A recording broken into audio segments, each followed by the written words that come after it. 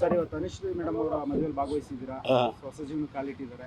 ಹೌದು, ಅವ್ರಿಗೆ ಹೊಸ ಜೀವನ, ನಮಗೆ ವಿಶೇಷ ಜೀವನ. ಓಕೆ, ಎಕಡೆ ತಿರುಗಬೇಕಾ? ನಾನು ಎಷ್ಟು ಮದುವೆಗೆ ಹೋಗಿದ್ದೀನಿ. ಇವತ್ತಿನ ಮದುವೆ ವಿಶೇಷ ಏನು ಗೊತ್ತಾ? ಮದುವೆ ಮನೆಯಲ್ಲಿ ಯಾರ ಮುಖದಲ್ಲಿ ನೋಡಿದ್ರು ನಗು, ಒಂದೇ ಸಂತೋಷ, ಒಂದೇ ಬಾಡಿ ಆ್ಯಕ್ಟಿವಿಟಿ, ಎಲ್ಲ ಖುಷಿಯಾಗಿ ಓಡಾಡ್ತಾರೆ. ಎಲ್ಲ ಮದುವೆಯಲ್ಲಿ ಹಂಗಿರಲ್ಲ ಅಲ್ವಾ? ಈ ಮದುವೆಯಲ್ಲಿ ಯಾಕೆ ಹಂಗಿತ್ತು ಅಂದರೆ, that is the reflection of the character. Anushree ಅನ್ನುವ ಒಂದು ವ್ಯಕ್ತಿತ್ವ, ಅದರ ಪ್ರತಿಫಲ ಎಲ್ಲರಿಗೂ.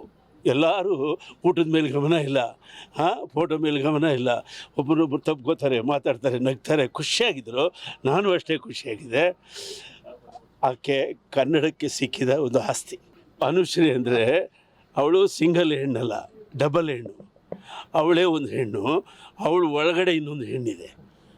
ಅದಕ್ಕೆ ಅವಳ ಮಾತಿನಲ್ಲಿ ಕರುಳಿನ ಮಿಡಿತ, ಬಡವ್ರು ಕಂಡ್ರೆ ಅಯ್ಯೋ ಅನ್ನೋದು, ಅಸಹಾಯಕರು ಕಂಡ್ರೆ ಸಹಾಯ ಮಾಡೋದು, ಅದೆಲ್ಲ ಬರಬೇಕಂದ್ರೆ ಬ್ಯಾಂಕರ್ಗೆ ಒಳಗಡೆ ಒಂದು ಹೆಣ್ಣಿರಬೇಕು.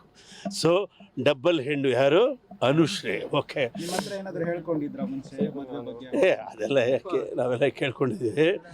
ಏನು ವಿಶೇಷ ಅಂದರೆ, ನಾವೆಲ್ಲ ಸಂಸಾರನ ಸೆಲೆಬ್ರೇಟ್ ಮಾಡಿ ಆಮೇಲೆ ಸೆಲೆಬ್ರೇಟಿಗಳಾದ್ವಿ.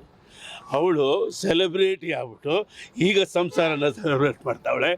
ಅವಳು ಒಳ್ಳೆಯದಾಗುತ್ತೆ. ಅವಳು ಜಾಣೆ ಇದ್ದಾಳೆ. ಅವಳಿದ್ದಷ್ಟು ದಿವಸನೂ ಎಲ್ಲ ಕಡೆ ಸಂತೋಷ, ಪ್ರೀತಿ, ಸ್ನೇಹ ಇತ್ತು. ಇವತ್ತು ಅದೇ ಇತ್ತು.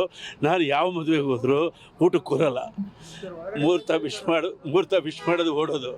ಇವತ್ತೇನು ಗೊತ್ತಾ, ವಿಶ್ ಮಾಡಿ ಡೈನಿಂಗ್ ಹಾಲ್ಗೆ ಹೋಗಿ ಅಲ್ಲಿನ್ನೂ ಬಡಿಸಿರಲಿಲ್ಲ, ನಾವು ಕರೆದು ಕೇಳಿ ಊಟ ಹಾಕ್ಸ್ಕೊಂಡು ತಿಂದು ಬರ್ತಾಯಿದ್ದೆ. ಯಾಕೆ ಹೇಳಿ, ಇದು ನಮ್ಮ ಮಗುವಿನ ಮದುವೆ.